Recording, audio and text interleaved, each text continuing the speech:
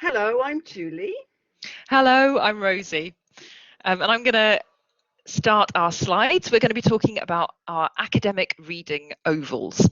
So the first thing I want to do is explain our context. We were working with the School of Education, and we were working with first year undergraduate students. This was a mix of home students and international students. And their tutor had asked us to specifically focus on criticality, because this is something that she notices every year in first year undergraduate essays. It's really lacking, so in seminar discussions and also in their essays. We were also aware that the texts they were expected to tackle were really quite complex, and this is something that they needed more support with if they were going to be successful in their seminars and in assignments. We met these students once a week for an hour, and it was not a compulsory class. So we decided to adapt Seburn's academic reading circles. The first adaptation we made was to streamline the roles from 5 roles down to 4 roles, simply because of the online context. We adapted also, we streamlined them, perhaps was the best way to say it, down to four roles. We also changed the roles slightly. We have discussion leader and connector, where you can see the big change is academic phrase hunter. That in the original was highlighter. So academic phrase hunter, very, very specific task for the person who did this role. Criticality hunter, as Rosie has mentioned, the department really wanted us to work on critical thinking. So the criticality hunter role had the task of looking at the argument structure, how an argument was structured, how convincing the argument was. So we worked on one key theorist every week from their official reading list. Sometimes we sent out the reading before the session. Usually we sent a short extract of the reading, their official reading, and once we sent an article from the Guardian on the same theorist that they were studying. The second adaptation, so after students read, they would come into class and we assigned the roles in the class. Because of the fluidity of the online environment, we weren't sure who was going to turn up, etc. The first 2 sessions, we really worked on concept checking, looking at what the roles had to do with the text when they were in the reading circle.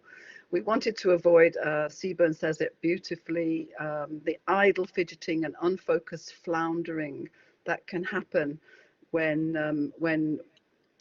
there's no modeling of the task the students were doing, and that is multiplied infinitely, I think, by the online situation. Here's an example of a concept checking activity that we did. Which role is described below? And students answered in the chat box. Okay, so wanted to talk through a couple of problems and also solutions that we found for these during the course.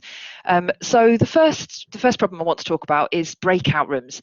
Now, we had the idea that breakout rooms would be an excellent place for students to be able to discuss together, but students don't always want to speak to each other in breakout rooms, and also we had some feedback from students that they felt they weren't getting enough teacher time when they were in these breakout rooms. So maybe Julie, do you want to talk through the differentiated breakout rooms that we came up with? Yes. So what we did is we had 3 breakout rooms. Breakout room 1 was for students who wanted to go in and switch on their mics and have a really good discussion. Breakout room 2 was for students who preferred not to actually turn on mics, but to communicate through the chat box. The third group was for those who didn't want to really communicate very much in speaking or in writing in the chat box, but they could go on a Google Doc and write together on the Google Doc. And yes, so sometimes it was collaborative and sometimes it was individual, but it was always related to the lesson content. That's right. And the second problem, the second problem I wanted to mention was because participation was a little unreliable and we couldn't rely on students preparing their role before the next class, we felt we couldn't allocate the ARC role the week before as we would typically do in an ARC discussion. So the solution that we came up with was to really think about what Seburn wanted students to be able to do. So Julie, what would you like to maybe talk about a couple of things that we felt Seburn wanted to achieve by his ARC discussions? Yeah, I think essentially the idea is the co-construction of meaning, that students can get so much more out of a text working on it together. Absolutely, and they're more confident as well if they can prepare in advance and know how to prepare in advance. They can be more confident. Yeah, exactly. So I think that was one of the key elements, and that looking at a text from those different perspectives. Yeah, so we then the connector role is really important. That's the role that we kept, didn't we? Yeah.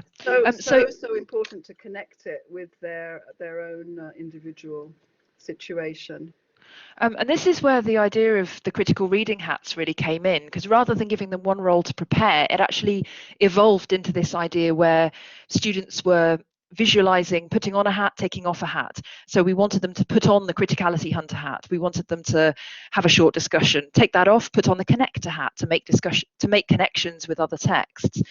And this borrows from Edward de Bono's 6 thinking hats as well. This idea of different perspectives, different readings of the same text.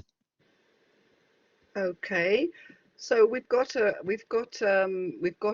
model lesson plan for you in our materials folder, and just to finish here by some recommendations. We recommend a short extract for the actual reading circle in class. A longer text perhaps can be given out the week before, but in class it should be a short extract. Don't skimp on your schemata. We spent quite a considerable part of each lesson with a quiz on their theorists, for example, really making sure that they were comfortable before they went into the circle. Hats and perspectives rather than roles. It's not any use setting a leader role if that person doesn't turn up for the class. You have to work with who you've got in the class. Everybody knows the responsibility of that particular role, and everybody puts on the leader hat for that particular part of the class. Set clear tasks. We had to do quite a lot, as you can see from our model lesson. Clear tasks for students to scaffold their communication.